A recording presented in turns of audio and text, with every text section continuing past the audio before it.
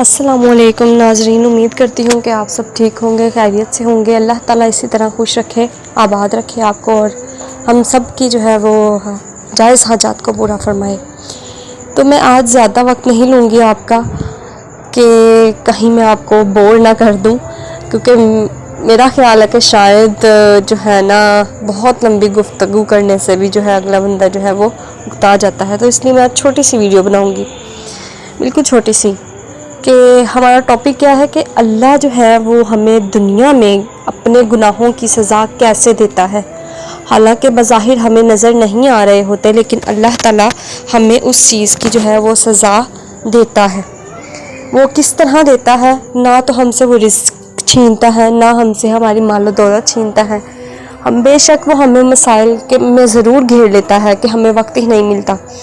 تو دیکھتے ہیں کہ دنیا میں ہماری سزا جو ہے وہ کیا ہے، اللہ سے دوری اختیار کرنے کی، یا اللہ کی نافرمانی کرنے کی، یا جو ہے حقوق اللہ پورے نہ کرنے کی، یا حقوق العباد نہ پورے کرنے کی سزا ہمیں دنیا میں کیسے ملتی ہے۔ کیونکہ جب ہم کسی اور کا دل دکھاتے ہیں تو اوبویسلی اللہ تعالیٰ بھی ہمیں جو ہے اس کی سزا دیتے ہیں، کیونکہ یہ دنیا مکافات عمل ہے۔ اسی لیے ہمیں چاہیے کہ ہم حقوق العباد کا بھی پورا دھیان رکھیں۔ پہلی سزا ہماری کیا ہے کہ دل کا سخت ہونا۔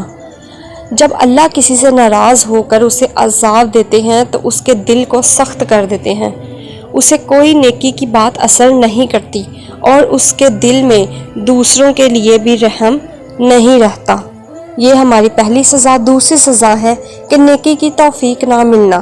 عذاب کے طور پر اس سے نیکیوں کی توفیق چھین لی جاتی ہے، اس کی نمازیں قضا ہونے لگتی ہیں، قرآن چھوٹنے لگتا ہے، اور بھی موقع ہی نہیں ملتا نہ اسے ذکر کرنے کا، نہ جو ہے وہ اللہ تعالیٰ سے ملاقات کرنے کا، یعنی کہ اس سے توفیق جو ہے وہ نیکیوں کی چھین لی جاتی ہے۔ اس کے بعد تیسری ہماری سزا کیا ہے کہ عبادت کی لذت نہ ملنا۔ اگر اللہ تعالیٰ ہمیں اس چیز کی توفیق عطا کر ہی رہے ہیں، لیکن ہمارے مسائلوں میں ہمیں اتنا گھیر رکھیں گے کہ جو ہماری عبادات جو ہم کرتے ہیں اس میں ہمیں کسی قسم کی کوئی لذت نہیں آئے گی۔ لذت آنے سے مراد ہمیں سکون نہیں ملے گا، بس ہمیں یہی افراتفری مچی رہے گی کہ ہم جلدی میں اس کو ختم کر کے ہم دنیا داری کے معاملات میں چلے جائیں، یا پھر کوئی ایسا معاملہ، یا موبائل کی طرف، یا کسی اور کام کی طرف، یا پھر اگر ہماری مصروفیت اس قدر ہے تو ہم اس مصروفیت میں دوبارہ مگن ہو جائیں۔ تو کبھی کبھی اللہ عذاب اس طرح دیتے ہیں کہ بندہ نماز اور قرآن کو پڑھتا ہے لیکن اس میں اس کو لذت نہیں ملتی، اس میں سکون نہیں ملتا، دل نہیں لگتا، اس کا سکون نہیں ملتا اس کو، یعنی کہ اللہ کے ذکر میں اس کا سکون نہیں ملتا۔ حالانکہ اللہ کے ذکر میں تو جتنا سکون ہے وہ تو کسی اور چیز میں ہے ہی نہیں۔ دنیا داری میں پڑھ کے ہم اپنے آپ کو مزید جو ہے وہ دھکیلتے ہیں دنیا داری میں، اور لوگوں کے تانوں کو ہم خود دعوت دیتے ہیں، کیونکہ ایک بندہ جب ایک تو آپ کے منہ پہ آپ کا ہے، دوسروں کے منہ پہ دوسروں کا ہے، تو اسی لیے ہم خود اس چیز کی جو ہے وہ دعوت دیتے ہیں دوسروں کو کہ آؤ میرا مذاق بناؤ۔ تو یہ ہمیں سوچنا چاہیے کہ جو ہے اللہ تعالیٰ ہماری جو ہے عبادات میں ہمیں جو ہے وہ لذت جو ہے وہ چھین لیتا ہے، اور ہمیں دنیا داری کے معاملات میں اور زیادہ انوالو کر دیتا ہے۔ چوتھا ہماری سزا ہے کہ کبیرہ گناہوں کا معمولی سمجھنا۔ کبیرہ گناہ یعنی کہ بڑے گناہ وہ کرتا رہتا ہے اور اس کو کوئی فرق ہی نہیں پڑتا کہ وہ اتنے بڑے مالک رحیم و کریم اللہ کی نافرمانی کر رہا ہے، لیکن اسے کوئی پرواہ ہی نہیں ہوتی۔ کبیرہ گناہ جو ہیں وہ بھی ہمیں سوچنے چاہیے کہ کون سے کبیرہ گناہ ہوتے ہیں، یہ ہمیں جو ہے وہ دیکھنے چاہیے۔ والدین کی نافرمانی یہ بھی کبیرہ گناہوں میں شامل ہے۔ شرک جو ہے یہ بھی کبیرہ گناہ میں آتا ہے، لیکن بے شک ہم جو ہے وہ یہ کیا اسے کہتے ہیں کہ ہم اس طرح کے جو ہے معاملات ہوتے ہیں کہ ہمیں خود بھی پتہ نہیں چل رہا ہوتا کہ ہم کس طرح شرک کرے ہیں۔ نعوذ باللہ، ہمیں اللہ تعالیٰ جو ہے اس چیز سے دور رکھے، اللہ تعالیٰ ہمیں صرف اپنا محتاج کرے، اور اس چیز کی توفیق عطا فرمائے کہ ہم صرف اور صرف اللہ تعالیٰ کی عبادت کریں اور کسی کو اس کے ساتھ شریک نہ ٹھہرائیں۔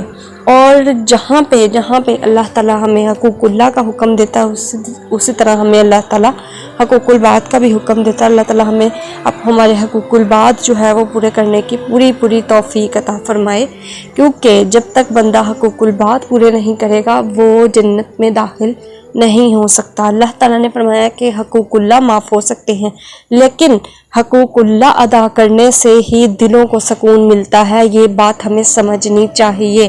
بے شک اللہ تعالیٰ حقوق اللہ معاف فرما دے گا، لیکن حقوق اللہ میں ہی ہمارے جو ہے وہ دلوں کا سکون ہے اور ہمارے مسائل کا حل ہے۔ لیکن حقوق الباد کو لے کے چلنا بھی بہت ہی مشکل کام ہے اس دنیا میں، تو جو مشکل کام ہے وہ تو ہمیں ظاہری بات ہے کرنا ہی ہے، یہ بھی عبادت میں ہی شامل ہوتا ہے، کیونکہ اللہ تعالیٰ کی مخلوق سے محبت جو ہے وہ ایک بہت ہی بہترین اور بہت بڑی عبادت ہے۔ ٹھیک ہے، امید کرتی ہوں کہ آپ کو آج کی ویڈیو بہت اچھی لگی ہوگی، اور جو ہے ہمیں ضرور اس بات پہ غور و فکر کرنا چاہیے کہ اللہ تعالیٰ ہمارے کس گناہ پہ ہمیں کس طرح کی سزا دے رہا ہے۔ بے شک وہ ہم سے رزق مال دولت نہیں چھینتا، لیکن ہم سے سجدے اور عبادات کی لذت جو ہے وہ چھین لیتا ہے۔ اللہ تعالیٰ اگر ہم اس کے حقوق کی، اس کے جو ہے وہ عبادات، اس کے جو حکم اس نے دیے ہیں اس کی ہم پیروی کریں گے تو یقیناً اللہ تعالیٰ ہمیں دنیا میں اتنی عزت عطا کریں گے، اور آخرت میں تو اللہ تعالیٰ اس کا کتنا اجر دیں گے یہ تو صرف اللہ تعالیٰ کی ذات ہی جانتی ہے۔ تو امید کرتی ہوں کہ آپ کو آج کی ویڈیو اچھی لگی ہوگی۔ کائنڈلی اس ویڈیو کو شیئر ضرور کیجیے گا اور سبسکرائب کرنا مت بھولیے گا۔ ملتے ہیں کسی اور نیکسٹ ٹاپک کے ساتھ۔ اللہ تعالیٰ ہم سب کو توفیق عطا فرمائے کہ ہم اللہ تعالیٰ کے جو ہے پیروی کریں، رسول اللہ صلی اللہ علیہ وسلم کی بھی پیروی کریں، اور حقوق الباد کو بھی ضرور ادا کریں۔ آمین۔